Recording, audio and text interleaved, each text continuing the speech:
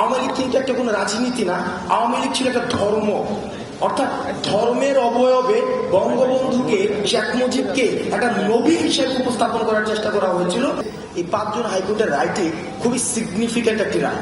এই কারণে রায়টি সিগনিফিক্যান্ট, আমরা দেখেছি এই ফেসিস্ট সরকার তার ক্ষমতা টিকিয়ে রাখার জন্য মূলত সে সবসময় ইনস্টিটিউশনগুলোকে ব্যবহার করেছে, সব কিছুতে ইনস্টিটিউশনগুলোতে ব্যবহার করেছে।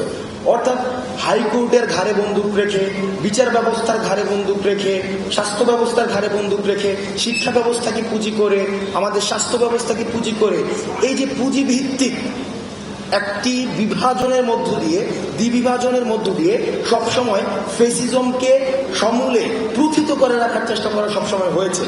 আমরা দেখেছি 5 জনের যখন হাইকোর্টের রায়টি হয়, সেখানে শিক্ষার্থীরা সেই রায়টিকে প্রত্যাখ্যান করে এবং আন্দোলনটি শুরু করে।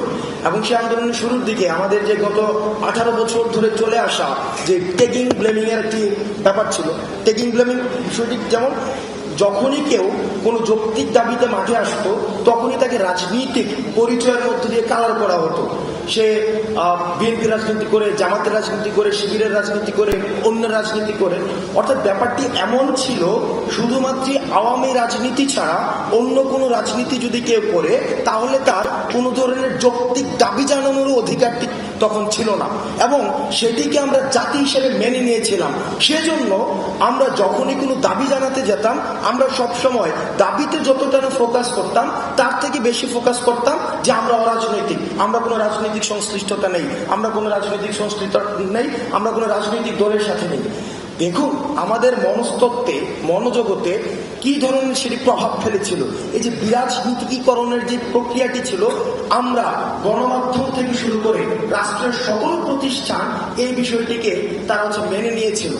অর্থাৎ আওয়ামী রাজনীতির বাইরে, আওয়ামী ধর্মের বাইরে আওয়ামী লীগ কিন্তু একটা কোনো রাজনীতি না, আওয়ামী লীগ ছিল একটা ধর্ম। অর্থাৎ ধর্মের অবয়বে বঙ্গবন্ধুকে, শেখ মুজিবকে একটা নবী হিসেবে উপস্থাপন করার চেষ্টা করা হয়েছিল, যে সবসময় থাকবে আনচ্যালেঞ্জ। তাকে কখনোই কোনোভাবে চ্যালেঞ্জ জানানো যাবে না, আওয়ামী লীগকে কখনোই চ্যালেঞ্জ জানানো যাবে না।